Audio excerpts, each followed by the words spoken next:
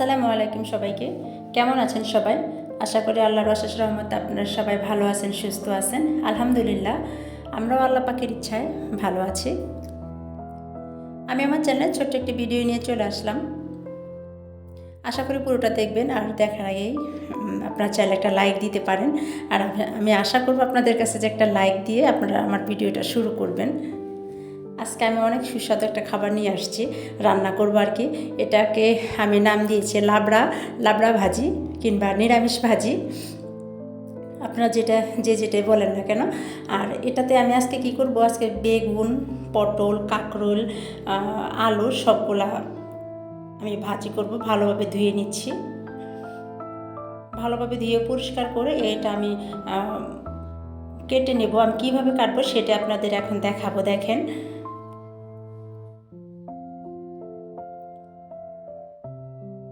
আমি এটা ভালোভাবে পরিষ্কার করে ধুয়ে নিলাম।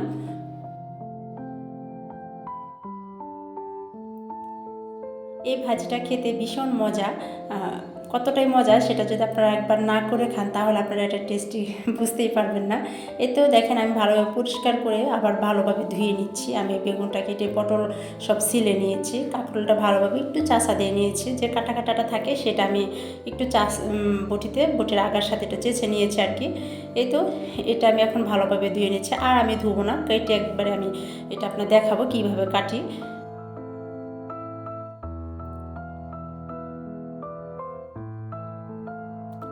চলুন তাহলে আমি এটা কিভাবে কাটবো সেটা আপনাদের এখন দেখাবো।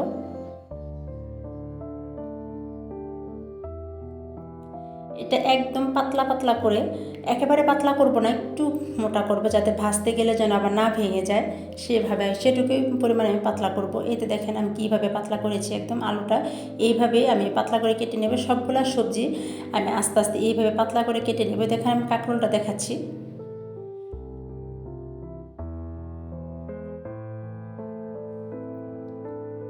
দেখেন কাঁকরোলটা সেম আমি আলুর মতো করেই পাতলা করে কেটে নিয়েছি।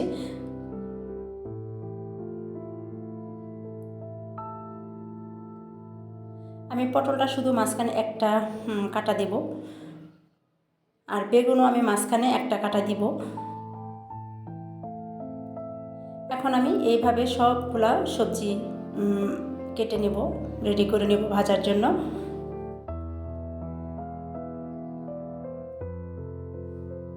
এতে দেখেন সবগুলা সবজি কিন্তু কাঁকরোল, বেগুন, আলু, পটল সবগুলা কাটা শেষ। আমি এখন এটাতে আমি কী মশলা দেব সেটাই আমি এখন আপনাদের দেখাচ্ছি। এটাতে বেশি মশলার প্রয়োজন হয় না, জাস্ট একটু লবণ, পরিমাণ মতো স্বাদ মতো লবণ, আর দেবেন একটু হলুদের ফাঁকি আর একটু মরিচের ফাঁকি। আমি কিন্তু এখানে আমার সবজির পরিমাণটা বেশি হওয়ার কারণে আমি হলুদের পরিমাণটা বাড়িয়ে দিলাম, আর অল্প একটু মরিচ দিয়েছি, মরিচের ফাঁকি।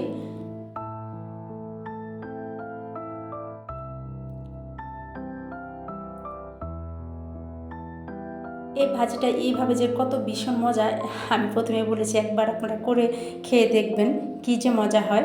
আজকে যদি আমার ভিডিওটা আপনাদের কাছে ভালো লেগে থাকে তাহলে আপনারা চাইলে আমার ভিডিওতে একটা লাইক দিতে পারেন। আর যদি আপনারা আমার চ্যানেলে নতুন হয়ে থাকেন তাহলে আপনারা চাইলে আমার চ্যানেলটি সাবস্ক্রাইব করে নিতে পারেন। আর যদি আমার ভিডিওটা আপনারা আমার ফেসবুক পেজ থেকে দেখে থাকেন তাহলে আপনারা চাইলে আমার ফেসবুক পেজটা ফলো দিতে পারেন।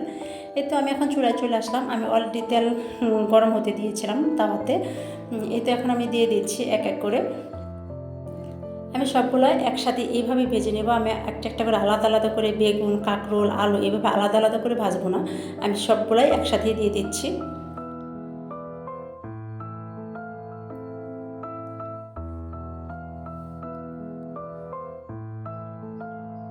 এই তো আমি সবগুলো উল্টিয়ে পাল্টিয়ে দিচ্ছি।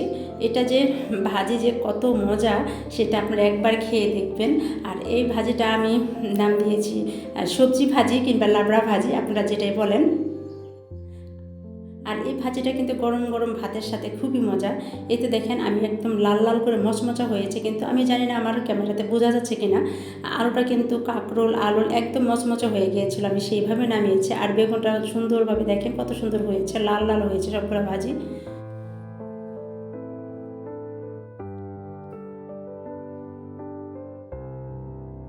আমি প্রায়ই আমার বাসাতে এই ভাজিটা আমি করি। আজকে করতেছিলাম তো ভাবলাম যে তাহলে আমি একটু ভিডিও আকারে আমার আপু ভাইদের একটু দেখাই ভাজিটা কিভাবে করতে হয়। আমরা অনেকেই আলাদা আলাদা করে সব কাঁকরোল ভাজি, কাঁকরোল চাক ভাজি যেটা বলে, আলু এভাবে আমরা ভেজে খাই, বেগুনও খাই, কিন্তু আমরা কি কখনো সবগুলো একসাথে এইভাবে ভাজি করে খেয়েছি? আর সাথে যদি হয় শুকনা মরিচ মচমচা করে ভাজা, তাহলে তার কোনো কথাই নেই। দেখেন ভাজিটা কত সুন্দর হয়েছে, একদম লাল লাল একটা ভাজিও কিন্তু আমার পড়ে নাই, সবগুলো এমন সুন্দর হয়েছে, মচমচা হয়েছে সবগুলা। আর সাথে শুকনা মরিচ তো অবশ্যই, আর এটার স্বাদটা কিন্তু আরও বাড়িয়েছে শুকনো মরিচটা। এই তো দেখেন আমার সবগুলো ভাজি করা শেষ, দেখেন কত সুন্দর হয়েছে, আর সবগুলো এত মানে মচমচা হয়েছিল।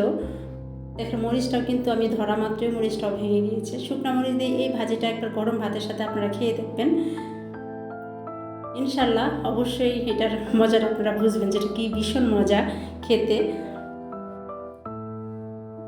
সবগুলো ভাজি অনেক সুন্দর হয়েছে। আমি এখন গরম ভাতের সাথে এটা খেয়ে নেব, আর আমার তো আর সহ্য হচ্ছে না কখন আমি গরম ভাত এটা খেতে পারবো। তো দেখেন আমি এক এক করে সব ভাজি নিয়েছি, সাথে কিন্তু মরিচও নিয়েছি, শুকনো মরিচ, আর গরম ভাত কিন্তু ধরা যাচ্ছে না।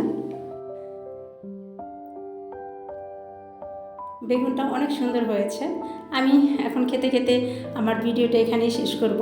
সবাই ভালো থাকবেন, সুস্থ থাকবেন, সবাই নিরাপদে থাকবেন, সবাই সবার জন্য দোয়া করবেন, আমরা যেন সবাই সবাইকে সাপোর্ট করি, আমরা যেন সবাই সবার পাশে থাকি, এই প্রত্যাশায় আমার ভিডিওটা এখানেই শেষ করলাম। আসসালামু আলাইকুম সবাইকে, আল্লাহ হাফিজ।